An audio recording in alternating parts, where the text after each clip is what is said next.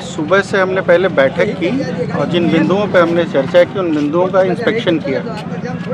सबसे बड़ी बात जो निकल के आ रही है कि पिछले 10-12 सालों से एक ही संस्था से जुड़े हुए लोग घुमा फिरा के टेंडर ले रहे हैं। ये एक बहुत बड़ी इरेगुलरिटी है। जो सफाई का काम 2016 में 11 लाख रुपए पे हो रहा था, तो 2025 में 96 लाख रुपए पे हो रहा है। 1000% का इजाफा है। जो सफाई का काम 2025 तक 45 लाख रुपए में हो रहा था, वो अप्रैल 2025 से 96 लाख रुपए में हो रहा है। आपने देखी है सफाई? आप तो मीडिया के हैं, हमारे साथ आज घूम रहे थे। इन्होंने पूरी काव नदी पे डंपिंग कर दी है, जो डायरेक्ट वॉयलेशन एनजीडी का है। तो एक भी नोटिस नहीं दिया गया, जबकि एफआईआर होना चाहिए। मैं बोल के आया हूँ, मिनट्स रिकॉर्ड हो गए हैं, पब्लिक प्लेटफॉर्म पे मैं मिनट्स पेश कर दूंगा। इमीडिएटली इन लोगों का टेंडर खारिज होना चाहिए। तो टेंडर के डॉक्यूमेंट्स आप देखेंगे, आपको हंसी आ जाएगी। जो एग्रीमेंट हुआ है 2 पन्ने का, उसमें टर्मिनेशन क्लॉज तक नहीं दिया हुआ है कि कल को अगर ये कंपनी बंद कर दे काम करना, तो हथियार ही नहीं है इनके पास, हाथ काट रखे हैं एग्रीमेंट में कि इनको हटाया जा सके। इस तरह की इरेगुलरिटी किसी भी एग्रीमेंट में डिस्प्यूट क्लॉज और टर्मिनेशन क्लॉज होता है कि अगर आप काम नहीं करेंगे तो आपका टेंडर कैंसिल कर दिया जाएगा। वो क्लॉज ही मिटा दिया है।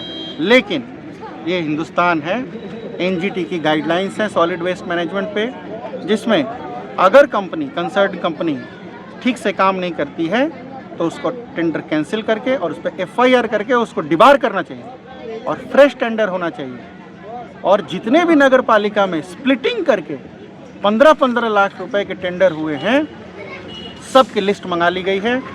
ये बिल्कुल ही फाइनेंशियल रूल्स का वायलेशन है।